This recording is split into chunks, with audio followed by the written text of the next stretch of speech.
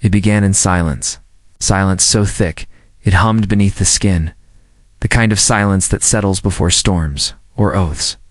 Fog clung low to the chapel stones, coiling like breath from the mouth of the earth itself, the sky a slab of iron, pressed down on the world, and the wind refused to sing. A boy stood in the doorway. Fists clenched so tightly the blood retreated from his knuckles. His name was still his own, not yet swallowed by title or task. His eyes, wide with the weight of what he barely understood, flicked upward toward the rotted crucifix that leaned crooked above the altar. Inside, the air stank of mildew and old candles, beeswax and fear. A priest waited with shaking hands, holding the blade meant to bless or bind. He was old or maybe just tired. His voice cracked not with holiness, but with cold. He muttered Latin that even he didn't believe, and the sound echoed strangely, as though the walls themselves winced at the ritual. The boy stepped forward. His boots stuck in the mud outside and sucked loose with a sound like flesh tearing. Behind him, his father stood with eyes like stone, a man carved by years, not love. The other knights stood further off, watching in silence, arms crossed over steel. Like judges at an execution, there would be no feast tonight, no drums, no gold, only iron. The blade touched the boy's shoulder, and he flinched, not from pain, but from knowing this was the last soft thing that would ever touch him. The priest whispered the words again, words of loyalty, of obedience, of death before dishonor. The boy tried to repeat them, but his throat caught, a single crow called outside, sharp, brutal, like the final stroke of a sentence. He forced the words out, not because he believed, but because not saying them would bring shame to a mother already buried 6 winters past. When it was done, the men nodded. No cheers, no smiles, just the slow clinking of chainmail as they turned and left. The boy was now a knight's apprentice, and yet nothing felt noble. The priest wiped the blade on his robe, sat down heavily, and muttered a prayer that did not reach heaven. The boy remained standing, heart pounding. He looked down at the blade's edge where a drop of blood still clung, not his, but someone else's. Older, dried, forgotten. His training would begin at dawn. That night, slept on straw in a cold room beneath the barracks. His cloak smelled of smoke. His ribs ached from hunger. Rats stirred beside him, bold in the dark. He did not cry, did not sleep. He watched the wooden beams above his head and counted them until the shadows changed shape. In dreams he heard hoofbeats, not galloping, but trudging, slow, as if dragging something behind. The armor came later, but the weight began now. He would learn that oaths do not end when they are spoken. They grow heavier with every command obeyed, every scream ignored, every mercy withheld. At first they gave him chores, scrubbing filth from boots, hauling buckets of piss from the latrines, cleaning rust from blades that would never remember. His name, and then the lessons. How to kneel without breaking. How to starve without complaint. How to take a beating and thank the man who gave it. A knight is forged not in fire, but repetition. They broke him slowly, with routine. He was taught that his sword was sacred, but only if pointed at the right enemy. That loyalty was a weapon, sharper than any blade. He began to walk with his head down, not from shame, but calculation, to avoid the eyes of the higher born, to pass unseen. Untouched, the world smelled different now, manure and smoke, steel, and sweat. He missed the scent of his mother's bread, though he hadn't smelled it in years. One morning, before the sun rose, he stood barefoot in the frost and watched a knight mount his horse, a real one. Cloak flaring, armor polished like river stone. The boy watched him ride off into the fog, alone. He did not wave. He did not smile. And yet something in the boy stirred, not awe, not hope, but the cold understanding that one day that would be him, not the horse. Not the glory, but the loneliness. Winter crept in early that year. The rivers froze before All Saints' Day. The castle dogs went quiet. One of the boys vanished after failing to deliver a message to a baron. No one spoke of him again. The boy did not ask where he went. He already knew. Every time he knelt to polish the swords in the armory, he traced the notches in the blades with his fingers. Each mark a memory, a moment, a man who didn't come home. He whispered their names. Though he did not know them, he whispered, so that someone, anyone, might remember. By the time his first battle came, he did not flinch. The sky was the same. Low and gray, full of unshed snow. He had grown taller, quieter. They gave him armor that pinched his collarbone, a sword with a loose hilt, and a horse that smelled of fear. But he rode, not for honor, not for cause, but because to refuse was death. He did not remember the battle, only the after, the stench of shit and ash, the sound of a man choking on his own blood, the way the snow refused to fall on the field, as if even nature turned its face away. That night, washed in freezing water alone, he removed his gauntlet, and saw the skin beneath it pale, wrinkled, not his own, and he understood. The oath had not made him stronger. It had emptied him, replaced. His name was silence, his fear with duty, his heart with ash. He was a knight now, and somewhere beneath those iron skies, a boy had disappeared.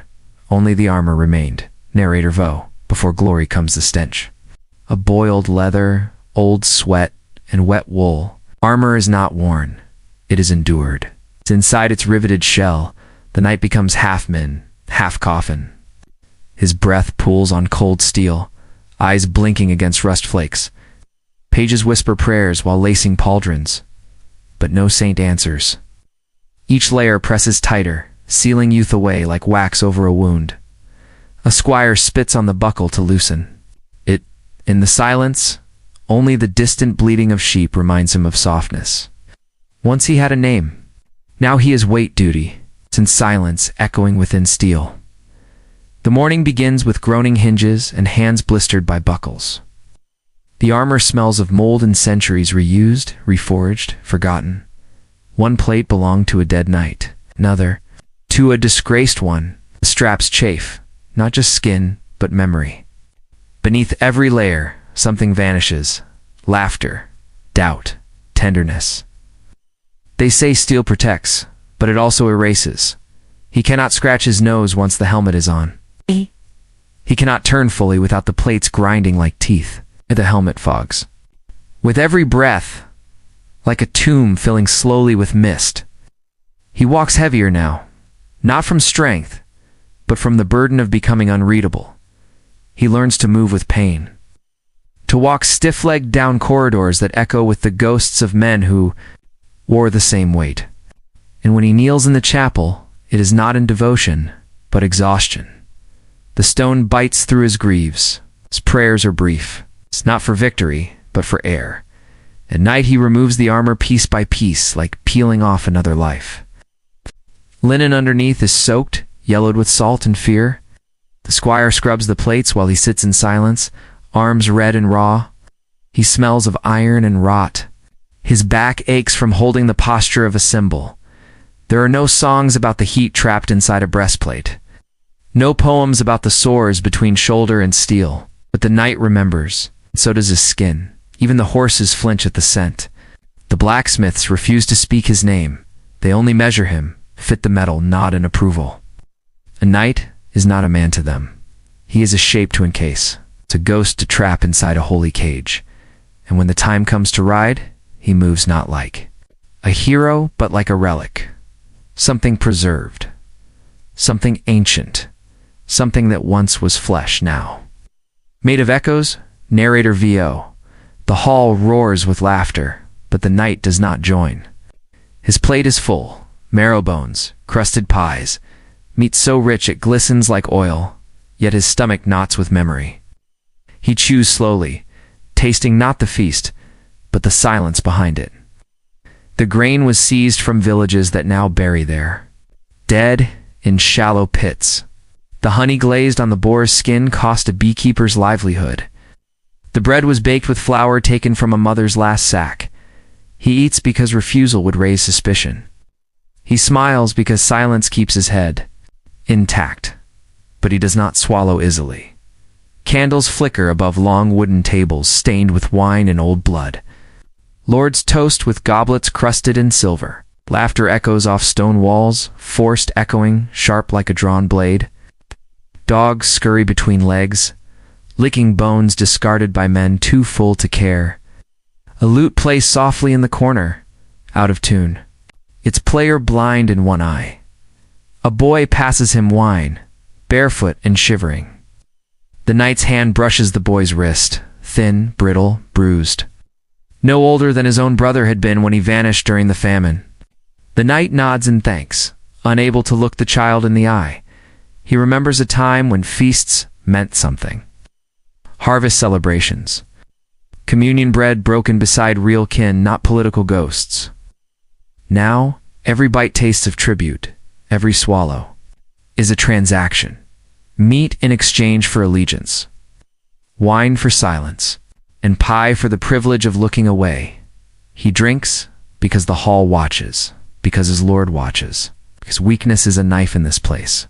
But the drink is bitter. He once thought knighthood meant honor. Feasts were rewards for courage. But tonight, he sees it clearly.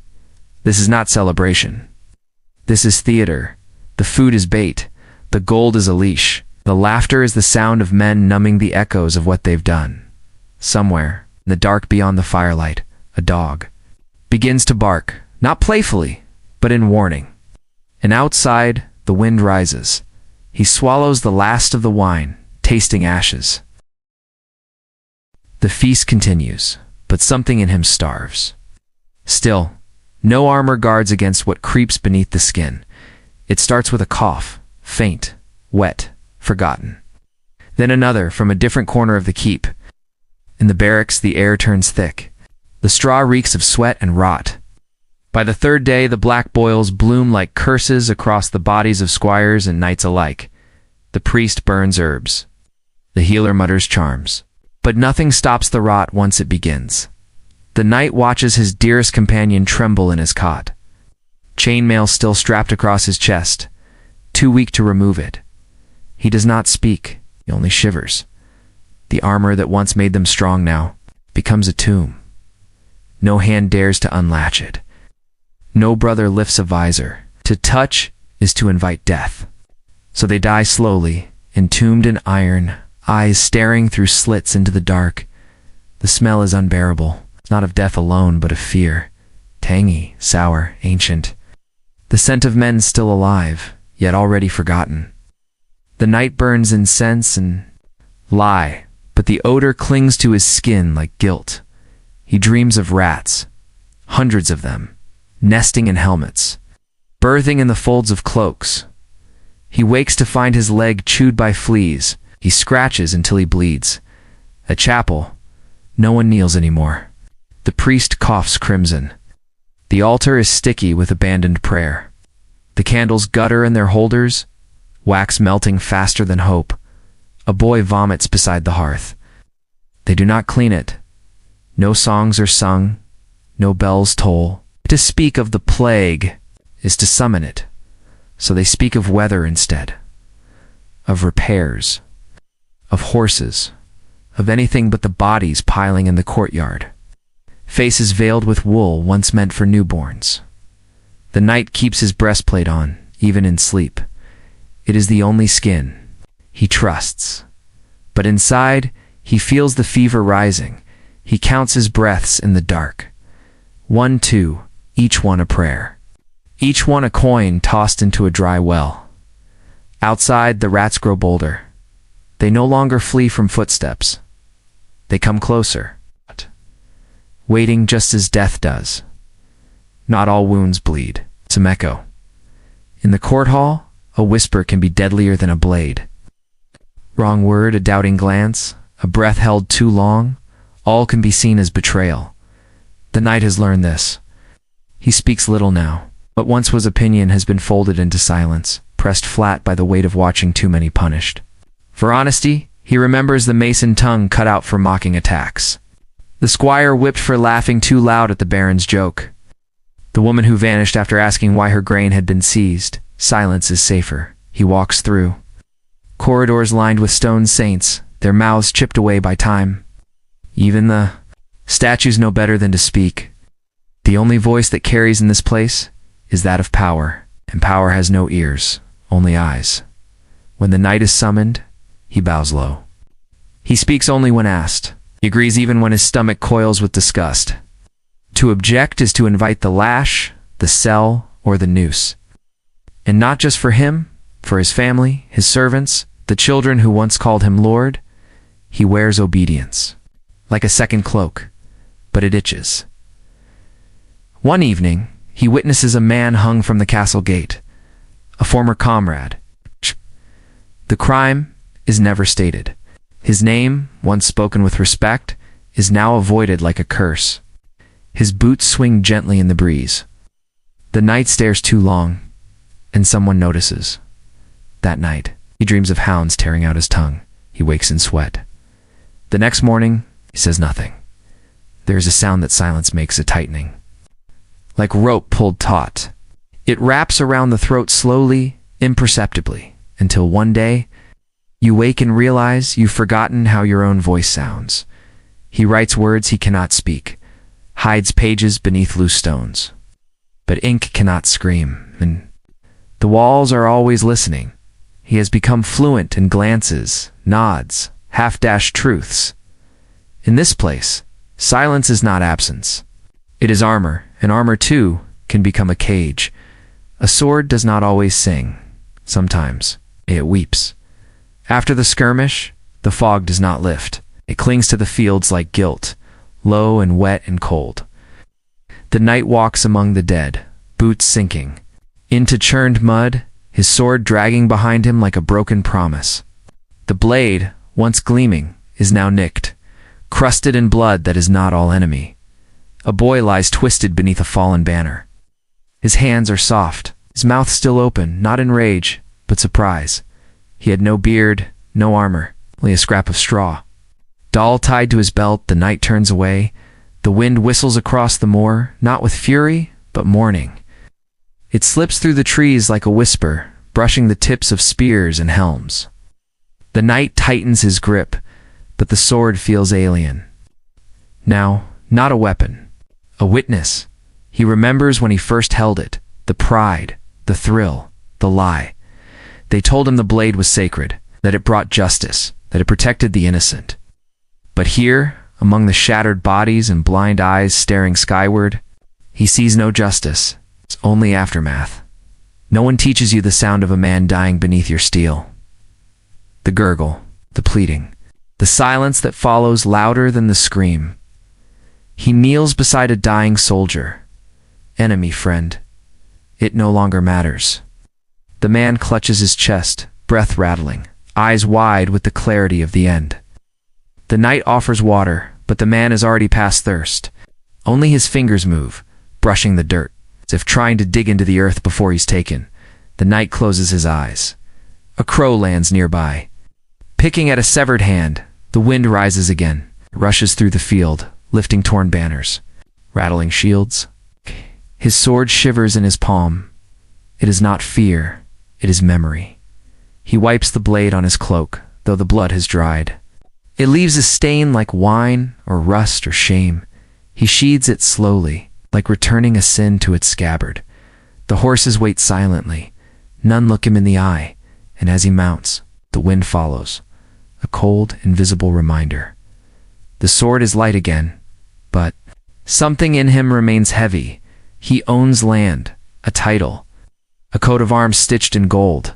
Yet he is no freer than the oxen dragging plows through frozen soil. A knight serves. Always the crown, the church. He answers summons sealed in wax, rides roads he did not choose, spills blood for causes he cannot name. He is moved like a piece on a board, but no one sees the man beneath the armor, only the emblem on his chest. He is praised in public and commanded in private. Loyalty is expected, doubt is treason, and treason is a noose.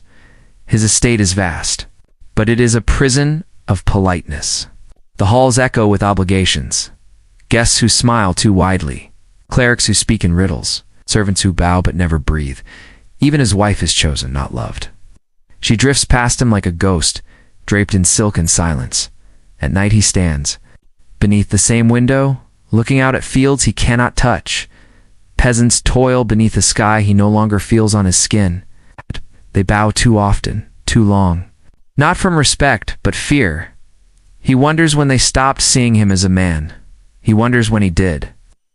The chains are not forged of iron, but of ritual. Letters to be answered, dues to be paid, oaths to be renewed.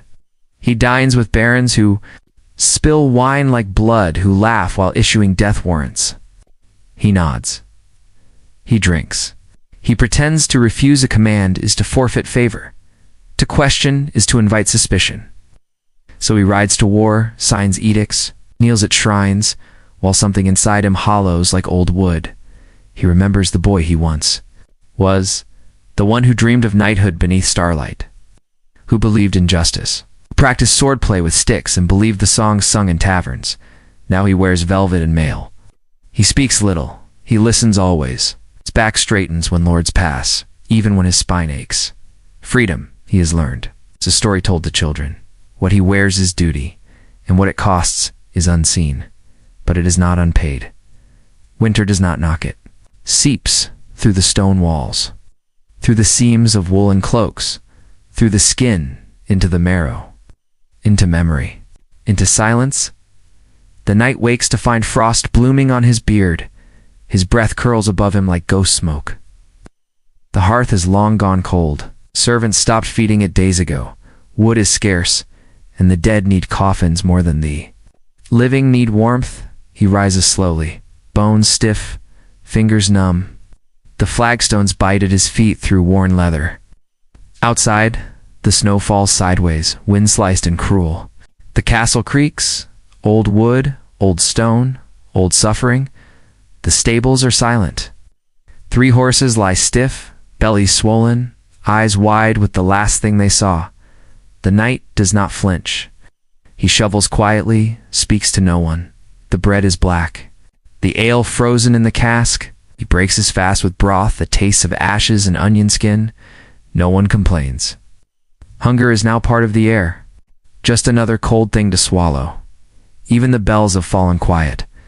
One night, he dreams of fire. Not warmth, just fire. Consumes everything. Cloth, horses, children. When he wakes, his hands are pressed to the frozen floor, seeking heat. That isn't there. In the chapel, the candles shiver, barely holding flame. The priest no longer speaks of resurrection. He speaks only of endurance.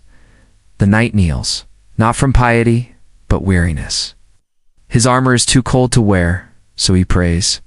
In his under-tunic teeth clicking like dice in a beggar's cup, he offers no words. Only breath.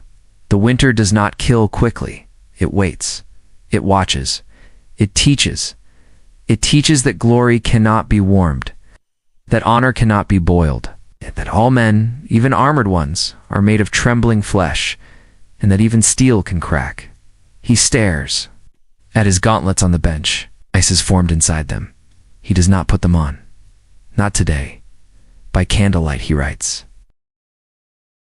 Not reports, not orders, but memory, confession, grief, letters to no one, letters to a mother buried 2 decades deep, to a brother lost to sea, to a woman who once placed a flower in his gauntlet and whispered, "Come back whole." He does not. Send them, he never does. The ink runs where his hands tremble. The parchment curls in the damp. Each word comes slow, dragged from somewhere beneath the armor. They are not brave words, not noble. It's only honest. He writes because silence has edges. And these pages bleed without cutting. Outside, the rain falls steady, not violent, just endless, a rhythm that keeps time with his heart. The wind hums against the shutters like an old song, half remembered. He pauses mid-sentence, not for thought but for ache. His fingers cramp. His wrist burns. The fire behind him has dwindled to a red glow, like an ember refusing death. He remembers his brother's voice clear, reckless, alive. It has been years, but it still echoes in empty rooms.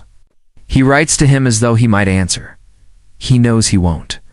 There's a box in the corner, beneath his cot, hidden behind a loose plank, filled with these letters.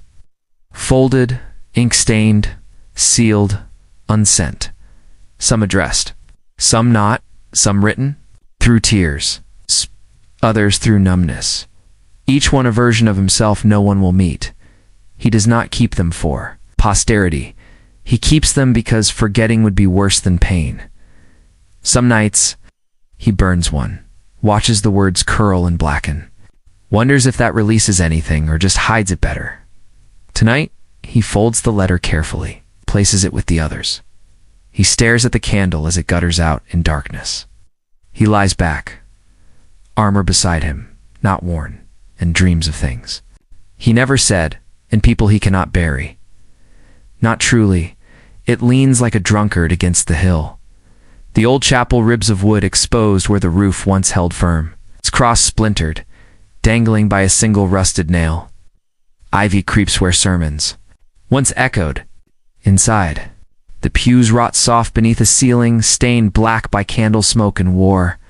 No one prays here now, but he returns, not for God. That silence grew too loud long ago, but for the quiet only ruins can give. The kind that doesn't ask for words, the kind that forgives without answer. He kneels, not in devotion, but in memory. The scent of damp stone, old wax, and forgotten incense haunts the place like a breath that never left.